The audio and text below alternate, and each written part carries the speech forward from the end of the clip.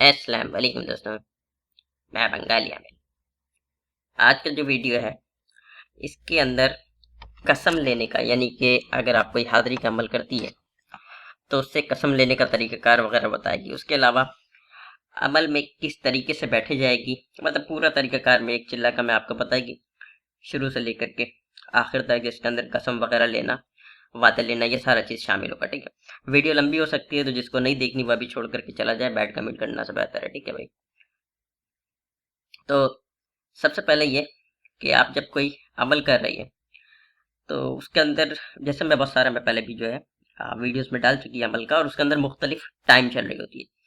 तो मैं अमलियात का पार्ट 9 वीडियो के अंदर, पार्ट 9 वीडियो आप अमलियात का लाजमी देखो। ठीक है, वो एक तरीके से जो है ना, मेरी नज़र में तो ख़जाना है, आपकी नज़र में शायद कचरा हो। बहरहाल उसके अंदर बहुत सारा इन्फॉर्मेशन मौजूद है जो शायद आपको जो है ना कहीं से थोड़ा मिलेगा, कहीं से कुछ मिलेगा, लेकिन वो सब मैं इकट्ठा करके पूरा मैं उस वीडियो के अंदर डाला। ठीक है, पार्ट 9 आप लाजमी देखो। उसका बात ये कि मैं मुख्तलिफ अमलियात का वीडियो डाली है, उसके अंदर में हर अमल का मतलब तरीक़ाकार थोड़ा-सा डिफरेंट होती है। दिन भी किसी-किसी का अलग होती है, किसी का वक़्त भी अलग होती है। ठीक है, टाइमिंग वगैरह का भी मसला मसाइल उसके अंदर होती है। तो उस हिसाब से एक तो ये कि अमल करना होगा। दूसरा ये कि नूरानी अमलियात, जैसा कि मैं पार्ट 9 में बताया था, नूरानी अमलियात जो है माह साबित सईद के अंदर करनी चाहिए, यानी कि अच्छा महीने के अंदर। पार्ट 9 वीडियो के अंदर आपको इसका डिटेल मिल जाएगा, नूरानी अमल। ठीक है, जितना भी कोई ऐसा जिन का, परी का या मुवक्किल का कोई ऐसा अमल जो कि नूरानी अमल से की जा रही है, या अल्लाह के नाम से की जा रही है, या कुरान पाक का किसी सूरत से की जा रही है, इस तरह का सारा अमल जो है वो साबित माह सईद के अंदर की जाती है। बाकी जो सिफली अमलियात होती है वो बीच का दूसरा महीना में भी कर सकती है, लेकिन बेहतर ये है कि उसको भी अगर माह साबित के अंदर करे तो कामयाबी का जो चांसेस है वो बहुत ज़्यादा बढ़ जाती है। ठीक है।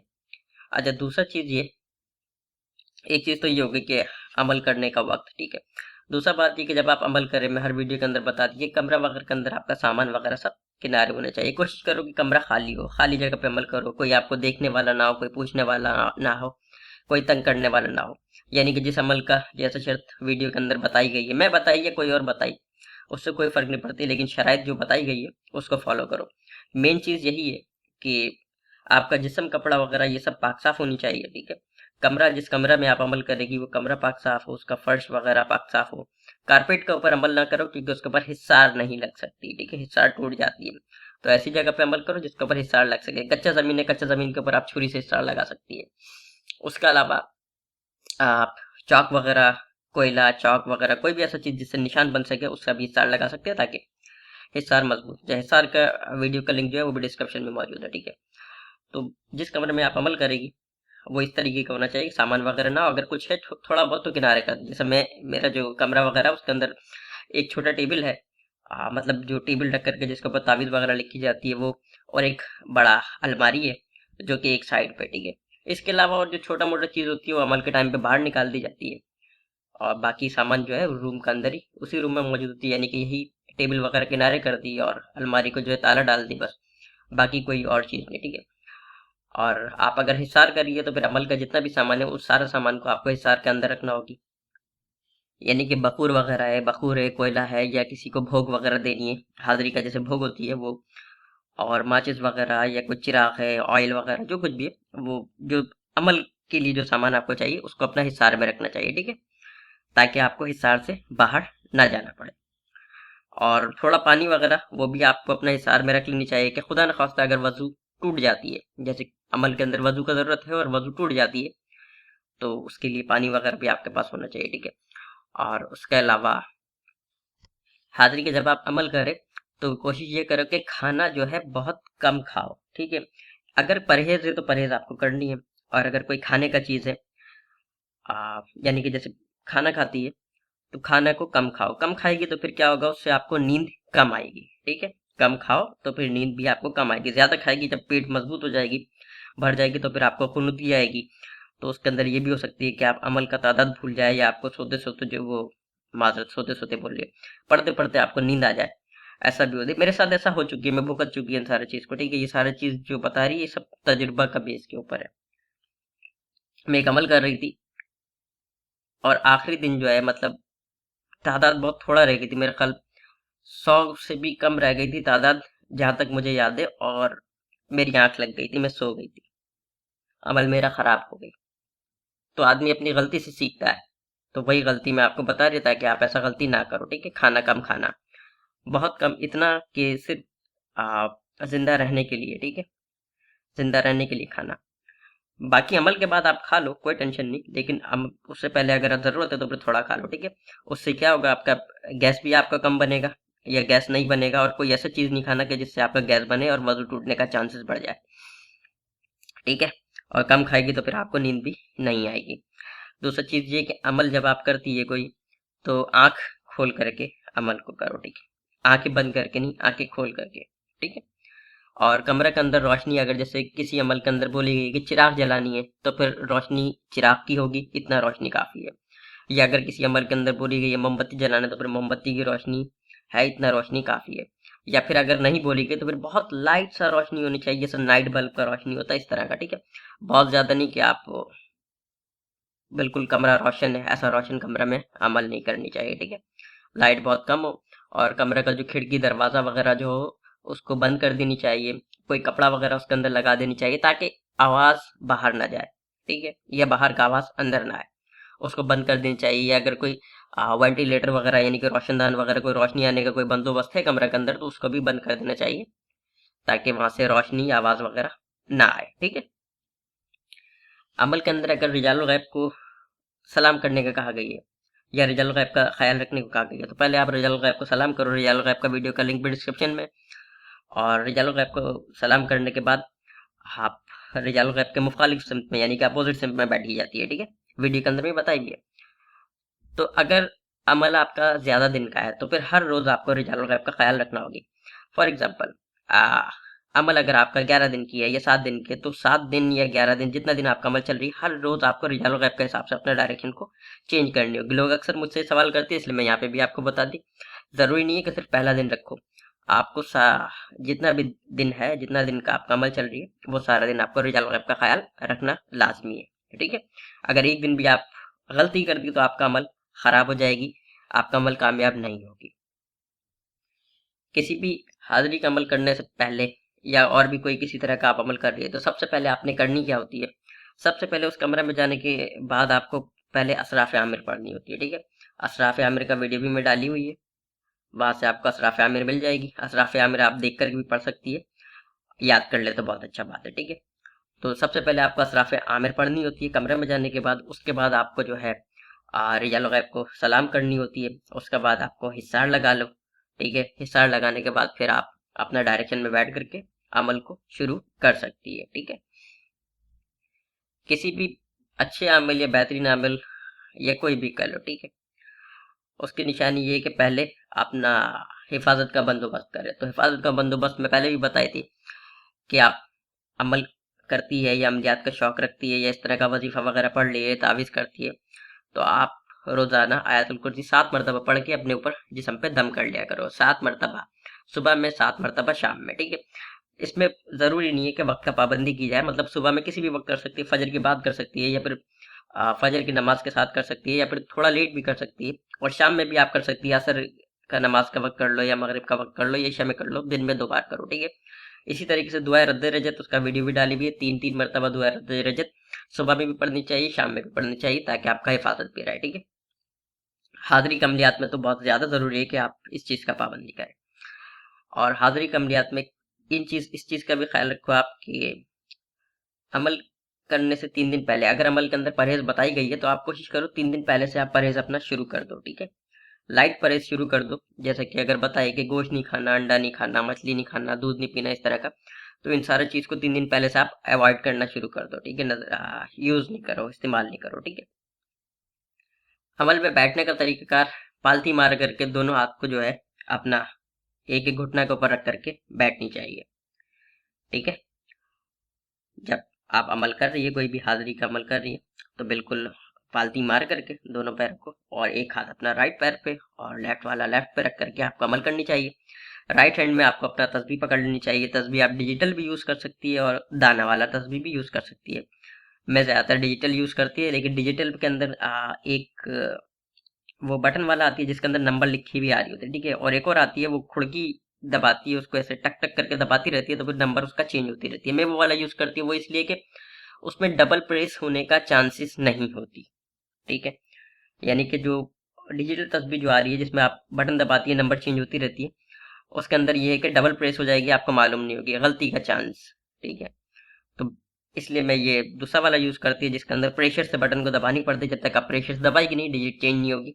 तो इससे मुझे पता लगती है कि नंबर सही चल रही है। या फिर आप दाना वाला तस्वीर यूज़ करो, या फिर आप खजूर का गुटली वगैरह कोई इस तरीके का दाना वगैरह यूज़ कर सकते हैं। बेहतर ये है कि आप वो हार्ड वाला तस्वीर यूज़ करो या फिर वो दाना वाला तस्वीर यूज़ करो। ठीक है, बाकी अमल पढ़ने का शराइत वही सारा रहेगी जैसे कि मुख्तलिफ अमलियात का वीडियो के अंदर चली आती है कि तादाद वगैरह या दुरूद शरीफ पढ़नी है या बिस्मिल्लाह पढ़नी है, जो भी। ठीक है, अब आ जाते हैं अपनी मेन मकसद की तरफ।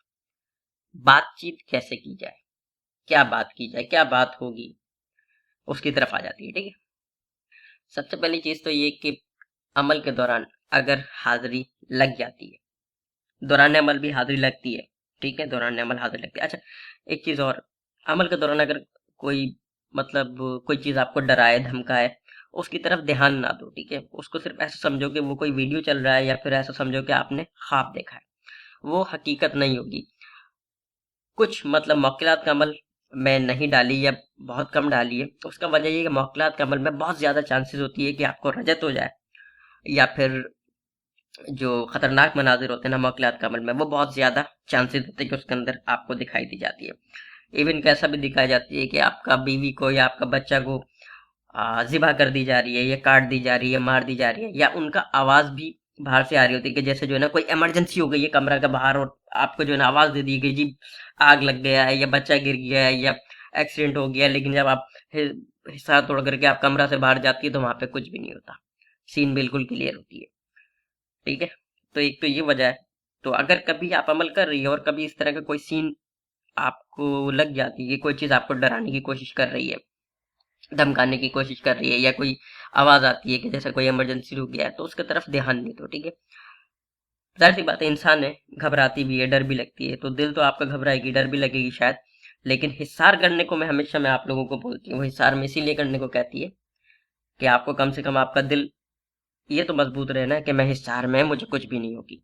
ठीक है, तो कभी इस तरह का कोई मनाजिर वगैरह आ जाए तो फिर आप डरो नहीं, हो बेहतर ये कि हिसार करके रखो। ठीक है, अब दौरान अमल का दौरान अगर आपका हाजिरी लग जाता है, ठीक है, आप पढ़ाई कर रही है, हाजिरी लग जाता है, मिसाल के तौर पे 7 दिन का अमल है, आज 3 दिन हुई है और हाजिरी आ गई है।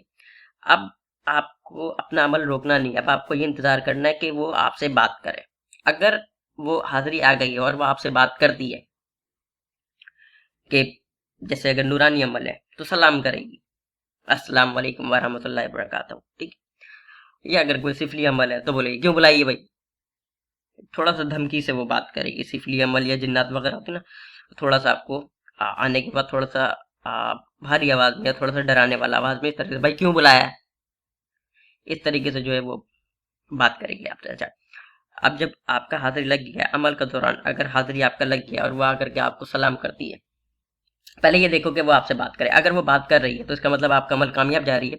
अब आपका जो उस दिन का तादाद है आप पहले उसको पूरा कर लो। जैसे कि 7 दिन का अमल थी, आज 3 दिन हो गई है और 3 दिन के अंदर हाजिरी आपके सामने लग गई है। अगर वो आपसे बात कर ली तो फिर आप उस दिन का अपना तादाद पूरा करो, फिर उसके बाद उससे बात करो। उससे बात क्या करनी है वो भी मैं आगे चल के बताएगी, पहले मैं इस चैप्टर को यहाँ पे कंप्लीट करें। यानी कि आप उस दिन का तादाद पूरा करो, फिर उसके बाद बात करो। अगर उस आ तो गई है लेकिन उसने आपसे बात नहीं की, तो आप उस दिन का अपना तादाद पूरा करो, वो हाजिरी वहां से चली जाएगी, वहां खड़ी नहीं रहेगी। अमल आपका पूरा होने के बाद हाजिरी वहां से चली जाए, इंतजार करो उसके जाने का। अगर वो चली जाती है तो ठीक है, अगर नहीं जाती तो फिर वो आपसे बात करेगी। अगर वो आपसे बात करेगी तो वो जाएगी नहीं, वहीं खड़ी रहेगी। ठीक है, लेकिन अगर उसको बात नहीं करनी है तो फिर वो वहां से चली जाएगी। अगर वो चली जाती है तो फिर आप अपना जो है फिर 4th डे दोबारा आपको अमल करना होगी, यानी कि आपको आगे अमल कंटिन्यू करनी है। लेकिन अगर 3rd डे में वो आपसे बात कर ली तो फिर आपका अमल यहाँ पे कंप्लीट हो गया। अब आपको 7 डेज पूरा करने की जरूरत नहीं है। लेकिन अगर किसी अमल के अंदर ये बोली गई है कि दौरान हाजिरी या हाजिरी लग जाए उसके बाद भी आपको अमल को पूरी करनी है, तो फिर उस अमल को पूरा करना जरूरी है। ठीक है, मुश्किलात के अमल में ज्यादातर इस तरह का होती है कि 3 या 7 दिन के अंदर हाजिरी लग गई और 11 दिन का अमल है, तो आपको बाकी डेज पूरा करनी होती है, लेकिन सब में नहीं, कुछ में इस तरह का होती है। 12। अब आपका हाजिरी लग गई है, ठीक है, आपका अमल पूरा हो गई है और उसने आकर के आपको सलाम कर दी या आपसे पूछ ली क्यों बुलाई है, तो मैं सलाम से शुरू कर रही है।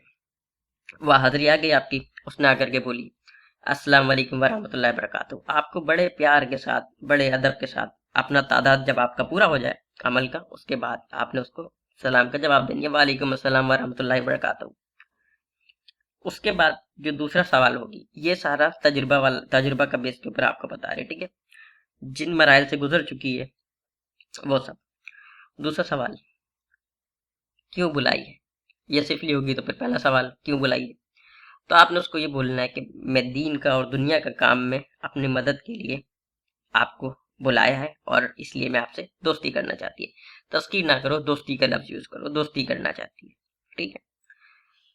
तो वो बोलेगी कि ठीक है, मैं आपका काम कर दिया करेगी, लेकिन मेरी एक शर्त है। अब आप उससे उसका शर्त पूछिए कि वो क्या शर्त बोलती है आपको। अब मैं शर्त में वो बताती है जो जिन मराहल से गुजर चुकी है। आपको हर वक्त पाक रहना होगा, अगर आप नापाक होगे तो मार दी जाएगी या आपको रजत हो जाएगी या नुकसान देगी। इसका जवाब सिंपल सा है, ठीक है, मैं कोशिश करेगी हर वक्त पाक रहे, लेकिन जिस वक्त मैं आपको बुलाएगी मैं उस वक्त पाक रहेगी, और अगर मैं नापाक हुई तो मैं अपना हिसार कर लेगी, और जब मैं आपको नहीं बुलाएगी तो उस वक्त ये शर्त मुझ पे लागू नहीं होती, ठीक है। वो इस चीज को मान जाएगी, अमूमन मान जाती है, ठीक है। एक ये सवाल थी जो आपको बताई। एक सवाल और है, वो सिंपली क्या है, हर वक्त नापाक रहनी होगी, तो उसका जवाब भी सिंपल है कि भाई जिस वक्त जो है मैं आपको बुलाएगी उस वक्त नापाक रहेगी, उसके बाद में पाक रहेगी, उसके अलावा मुझके ऊपर ये पाबंदी जो है लागू नहीं होती, ठीक है। एक और सवाल कि आपको मुझे पेट भर के खाना खिलानी होगी, तो ये जो जिन्नात हमजाद वगैरह ये सब होती है ना, ये सारा रूहानी चीज़ है, आप इनका पेट नहीं भर सकती, तो ऐसा शर्त को नहीं मानना, ठीक है। बोल दो भाई मैं आपका ये शर्त पूरा नहीं कर सकती, मुझे कोई और शर्त बताओ आप। तो इस तरह का सवाल भी हो सकता है कि आपको मुझे रोजाना जो है एक गुलाब का फूल ला करके देना पड़ेगी। सुनने में बहुत आसान लगती है कि खाना खिलाना पड़ेगी या गुलाब का फूल लाना पड़ेगी, लेकिन मना कर दो, ठीक है। शायद कभी आप किसी ऐसी कंडीशन में हो या वो आपको ऐसी कंडीशन में फंसा दे, क्योंकि इनको अपनी आज़ादी चाहिए होती है ना, हर चीज़ चाहती है कि भाई मैं क्यों किसी का गुलाम रहा है, तो वो कोशिश करेगी मैं किसी तरीके से आज़ाद हो जाए, तो आपको फंसाने का भी कोशिश कर सकती है कि किसी तरीके से आपको फंसा दे। तो इसलिए ऐसा शर्त को नहीं मानो, ना ही आप उसको खाना खिला सकती है, ना ही आप उसको रोजाना एक गुलाब का फूल ला करके दे सकती है, क्योंकि वो आपको हो सकता है आप किसी ऐसी जगह फंस जाए जहाँ पे आपको गुलाब का फूल ही ना मिले। तो जब आपने शर्त पूरी नहीं की तो फिर वो भी आपका अपना वादा का पाबंदी नहीं है, वो भी आज़ाद है फिर, ठीक है। तो इग्नोर कर दो, चेंज कर दो, या फिर इस शर्त में थोड़ा सा रद्द बदल को करने का कोशिश करो आप। ठीक है, मैं कोशिश करेगी मैं आपको गुलाब का फूल दे, लेकिन अगर कभी मुझे नहीं मिली या मैं किसी मुसीबत में हुई या मैं अरेंज नहीं कर सकती तो फिर ये जो शर्त है ये मुझ पे लागू नहीं होती।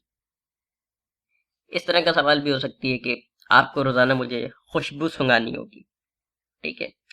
तो खुशबू वाला मामला भी बिल्कुल गुलाब का फूल जैसा आप इसको ले सकती है, या उसके अंदर आप चेंज कर सकती है उसका, ठीक है, कि आप ऑल्टरनेट उसका रख लो कि अगर अवेलेबल हुई, किसी मुसीबत में ना हुई, सब नॉर्मल हुई तो कर सकती है मैं, वरना फिर मेरा ऊपर शर्त लागू नहीं होती, मना कर दो। ये भी बोल सकती है कि किसी गरीब को रोजाना खाना खिलानी होगी, तो फिर इसके अंदर भी वही वाला कंडीशन है कि हो सकता है कभी आप ऐसी जगह पर जहाँ पे आपको गरीबी ना मिले या कोई ऐसा मौका ही ना मिले कि आप किसी को खाना खिला सके, ठीक है।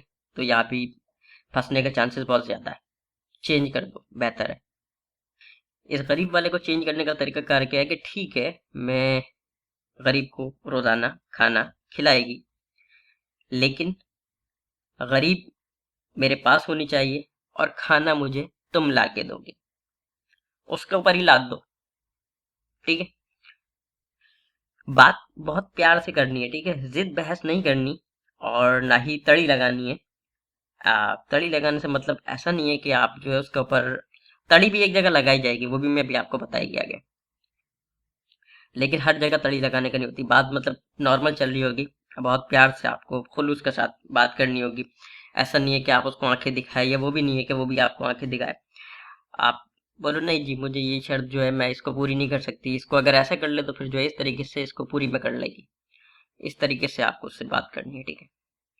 गुलाब का फूल वाले के अंदर, उसके अंदर भी आप चेंज इस तरीके से कर सकते हैं कि गुलाब का फूल आप मुझे ला करके देगी और मैं आपको दे देगी। इस तरीके से भी आप इसको चेंज कर सकती है। मतलब थोड़ा सा जो है होशियारी से और समझदारी से शर्त को रखनी होती है। या वो आपको ये भी बोल सकती है कि कोई तस्बीह अगर आपको बता दे कि इस तस्बीह को इतना मरतबा पढ़नी है, तो इस शर्त को भी आप मान सकती है। लेकिन इसके अंदर थोड़ा सा चेंज आप इस तरीके से कर सकते हैं कि ठीक है, मैं इसको पढ़ लिया करेगी, लेकिन अगर कभी मैं भूल जाए तो फिर आपका काम है कि आप मुझे याद दिलाएं, ठीक है। तो कुछ इस तरीके के सवाल होगी, मैं बेसिक कॉन्सेप्ट या जिन मराइल से मैं गुजरी मैं वो आपको बता दी। अब ये आपके ऊपर है कि आपका हाजिर के टाइम पे आपसे क्या सवाल होती है और क्या क्या सवाल होती है, क्योंकि सवाल आगे पीछे होती रहती है, और किस जगह जो है आप आकर के अपना सेटलमेंट करती है, ठीक है। ये सवाल करने का तरीकाकार है। अच्छा, वो जो मैं बता रही थी ना एक आंखें दिखाने की, तो इस तरीके की कम्बल है, मतलब कुछ आकर के जो ना आपको डरा भी रही होती है आकर के कि मुझे आज़ाद कर दे, मुझे छोड़ दे, मैं तुझे मार देगी, या इस तरीके से करेगी।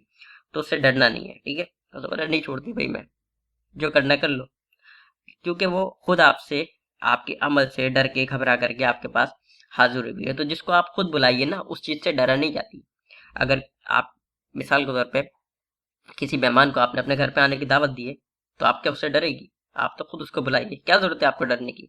तो इसी तरह से बिल्कुल इनसे भी डरना नहीं चाहिए, ठीक है। जिसको खुद बुलाइए उससे डरी नहीं जाती, वो तो खुद डर के आपके पास आई हुई है, ठीक है। अच्छा, अब सवाल जवाब, ये शराइत का मामला यहाँ पे हो गए, ठीक है। जो भी शर्त है वो अब आपका ऊपर है, क्या शर्तें होती है। इसका बाद उसका अगला सवाल होगा, ठीक है मुझे आपकी ये शर्त मंजूर है, या आपने उसको बोला कि, क्योंकि शर्त के अंदर अगर आप चेंज करेगी तो फिर वो बोलेगी कि उसको आपका शर्त मंजूर है। या अगर उसका शर्त आपकी समझ में आ जाती है, बहुत इजी है, आप कर सकते हो, तो फिर आप बोलेगी कि आपको उसका शर्त मंजूर है। उसके बाद जो अगला सवाल होगी वो सवाल ये होगी कि कितना टाइम के लिए आप मुझे अपने पास या दोस्ती करके रखना चाहती है, या तस्वीर करके रखना चाहती है। ये सवाल आ जाएगी टाइमिंग का, वक्त का। ये वक्त आपको उसको बतानी होगी कि इतना वक्त के लिए मैं आपको आ, अपना पास रखना चाहती है। एक चीज मैं आपको बता दें, एक एक तो आप उसको ये भी बोल सकते हैं कि जब मैं आप बेहतर समझेगी मैं आपको आजाद कर देगी, ठीक है। वो पाबंद है, वो उसको माननी पड़ जाएगी। अब आप उसको जितना टाइम देगी ना, वो उस चीज को वो मान लेगी, ठीक है। उसके अंदर वो चेंज नहीं कर पाएगी कि नहीं जी इतना टाइम नहीं, इतना कर लो। इसके अंदर बार्गेन नहीं होगा, बार्गेन नहीं है इसके अंदर कोई भी, ठीक है। आपने सिर्फ उसको टाइम दे देना, सिंपल है, और वो उसको मान लेगी। लेकिन कभी भी लाइफ टाइम के लिए आप उसको दोस्ती करके लिए रखना, ठीक है। क्योंकि अगर आप मर गई और हाजिरी आपके पास हुई, यानी कि आजाद नहीं हुई, बहुत तकलीफ होगी उस वक्त, मरने का टाइम पे। ये बात मैं आपको बता दूं कि अगर हाजिरी आपके पास है, वो आजाद नहीं हुई है, और मौत आ जाती है, तो बहुत तकलीफ होगी उस वक्त। बेहतर ये है कि कोई सुटेबल सा कोई हिसाब किताब रख लो कि जिससे जो है वो आजाद भी हो जाए और आपको भी कोई तकलीफ ना हो, ठीक है। खास तौर पे इस तरह का मामला सिफली हाजिरी के अंदर ज्यादा होती है कि उसमें ज्यादा तकलीफ होती है। मतलब आज इंसान तड़प तो रही होती है, उसका दम नहीं निकल रही होती। उसका भी तरीकाकार है, वो फिर बाद की बात है। ये जो तरीकाकार है ये बहुत छुपी हुई है, बहुत ही छुपी हुई है, बहुत कम लोगों को मालूम है कि उस वक्त उस आमिल की जान कैसे छुड़ाई जाए, कि अगर किसी के पास हाजिरी थी और दम नहीं निकल रही है। जब वक्त आएगा, जब बताई जाएगी, देखती है। यहाँ तो चोरी करने वाले लोग बहुत बैठे हुए ना, अभी डालेगी, अभी वो कापी पर्स लग जाएगी फौरन, देखते हैं किसके पास है। तो ये तो हो गई टाइमिंग की बात कि कितना टाइम के लिए आप उसको अपना पास रखना चाहती है, वो टाइम आपको उसको देनी होगी, ठीक है। जब वो उसके ऊपर राजी हो जाए कि ठीक है इतने टाइम के लिए, उसके बाद आपको उससे सबसे पहले आप उसको अल्लाह का कसम खिलवाओ कि खाओ अल्लाह की कसम कि अगर मुझसे कोई गलती कोताही हो जाए तो तुम मुझे नुकसान नहीं दोगे, मेरे घर वालों को नुकसान नहीं दोगे, मेरा फैमिली को नुकसान नहीं दोगे, या हमें मारोगे नहीं, ठीक है। इस तरीके से आप उसको क्योंकि इंसान है, गलती हो जाती है, ठीक है। क्योंकि वो शराइत के अंदर कुछ ऐसा भी बोल सकती है कि आप ऐसा काम नहीं करना, और हो सकता है गलती से आपसे वैसा काम हो जाए, ठीक है। अब वो बोले जिना नहीं करना, या तो बड़ा बड़ा फंटर लोग बैठिए ना, ठीक है, या फिर कोई भी और भी बहुत सारा मसला मसाइल होती है कि वो बोले ऐसा काम नहीं करना और आपसे गलती से वो काम हो भी सकती है, ठीक है। क्योंकि जब आप उससे शराइत तय करेगी तो उसके अंदर जो है जाहिर सी बात है ये बात होगी कि हर जायज़ और नाजायज़ काम को करना होगी। तो हो सकता है वो आपका नाजायज़ काम करने को मना कर दे कि नहीं, मैं नाजायज़ काम नहीं करेगी। और अगर वो मना कर रही है, किसी भी तरीके से नहीं मान रही, तो फिर आप कुछ नहीं कर सकती कि आप उससे नाजायज़ काम करवाए। उसकी वजह ये कि अगर आप ज़बरदस्ती करेगी, कर तो वो देगी लेकिन उसके बाद वो भाग जाएगी, आपका साथ छोड़ जाएगी, ठीक है। तो बेहतर ये कि मामला को जो है कुछ इस तरीके से लेकर के चलो कि चीज़ आपके पास रहे भी, खुश भी रहे और वो भागे भी नहीं, आपको नुकसान भी पहुंचाए। तो बहरहाल उससे जो है ना इस तरीके से आप कसम खिलवा देना कि अल्लाह की कसम खाओ, कभी कभी मुझसे कोई गलती कोताही हो जाए, कोई भूल चूक हो जाए, तो तुम मुझे मारोगे नहीं, या मुझे या मेरे घर वालों को बीमार नहीं करोगे, या कोई रजत नहीं होगी, कोई भी इस तरह का मामलात नहीं होगी, ठीक है। वो अल्लाह की कसम खा लेगी। इसके बाद आपको अल्लाह की कसम उससे खिलवानी है 3 बार, ठीक है, 3 बार खिलवाइए। 3 बार अल्लाह की कसम आपको उसको खिलवाने के बाद आप उससे बोलो कि खाओ कसम कि जब मैं बुलाऊंगा जब हाजिर होगा। कभी भी किसी भी हाजिरी को हर वक्त अपने पास हाजिर रहने का मत बोलना, ठीक है, मत बोलना। उसको हमेशा ये बात जता दो कि जब मैं बुलाऊंगा जब हाजिर होना पड़ेगा। अगर आपने उसको ये बात नहीं बोली तो फिर वो आपके सर के ऊपर खड़ी रहेगी और बोलेगी काम बताओ। उस वक्त आपका सर फटने लगेगी जब वो बार बार आपको तंग करेगी, तो ठीक है।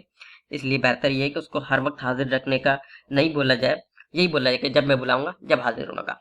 तो अल्लाह की कसम खिलवा करके आपको उसकी बात बोलनी है कि 3 बार अल्लाह की कसम खाओ, कि अल्लाह की कसम खाओ जब मैं बुलाऊंगा जब हाजिर होना पड़ेगा, जो काम मैं बोलूंगा वो करना पड़ेगा। फिर इसी तरीके से 3 बार आप रसूलुल्लाह सल्लल्लाहु अलैहि वसल्लम का कसम खिलवाओ। फिर 3 बार आप हजरत सुलेमान बिन दाऊद अलैहिस्सलाम का कसम खिलवाओ। फिर 3 बार गौस पाक शेख अब्दुल कादिर जिलानी गौस आजम दस्तगीर का कसम खिलवाओ। खास तौर पे जिन्नात और परी के अमल में गौस पाक का कसम दी जाती है।